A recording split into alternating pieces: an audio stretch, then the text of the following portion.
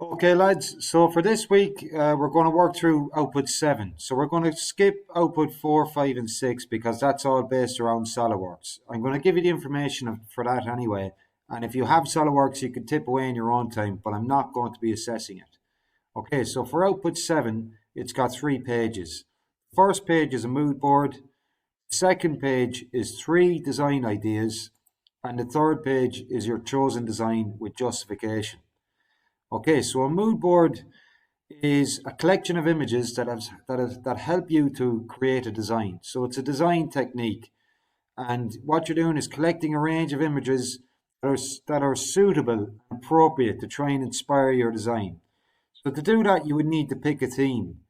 So in this case, it might be, it's a tennis shoe, so it might be something along the lines of organic material or something like that. So you can see how all the images are green and there's kind of like patterns that appear in nature. And then also these are patterns and styles that appear in tennis, so you can see how that can influence the netting on the shoe or the style of the shoe as well. Okay, so all of these things add to create this design. This is the same thing, another example for a car design. So all these inspirational shapes and stuff, and the same thing here. Okay, the second page is your 3 distinct design ideas. They must be distinct. This one is a gaming headset with VR goggles on it. This one is a traditional style gaming headset, and this one's a little bit more conceptual. Okay, and then you choose your final design and you explain why.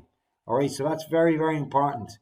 You go back to your design brief and you use the terms aesthetic, functionality, all the other terms that come into that were given in the design brief, and that's how you justify how you came up with the design.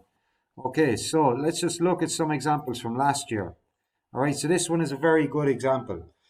So what the student did here is get a whole range of images around like honeybees and solar panels and clean technology, and it's actually printed off these and drawn over them to show the shapes that are inspiring to him. Okay, next slide. He's looked at 2 ideas. He didn't look at 3, but 2 are done very well. All right, so he's annotated it with all explanation as to how these ideas were inspired by the design. Here's another bit of justification. So how he's taken inspiration and he's given details here. And then here's his new design with his explanation of it. Okay, so this student was very good at sketching, so you can see how he's used his skills to bring him in there. Now this is another student's work. Okay, so this is a Transformers inspired design. So you can see his mood board has an explanation here, and it also has a collection of images, and he's got some sketches in there also. And the next slide is 3 design ideas. So you can see here these are the 3 heavily influenced design ideas that have been heavily influenced by Transformers, and the annotation supports that. And then this is his final design. So he's talked about how it's been inspired and the shape it's taken over time as he's looked at it. Okay, and here's a bit more annotation to support. Um, and the last one is this one is obviously an aviation inspired design.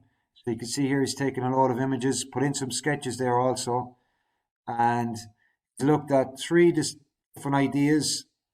And then he's explained here. So this is laid out very well, where he's explained all the details. All right, so that's a nicely laid out sheet. Okay, so that's what you need to do for this output 7, 3 pages.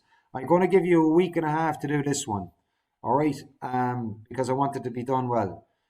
Okay, so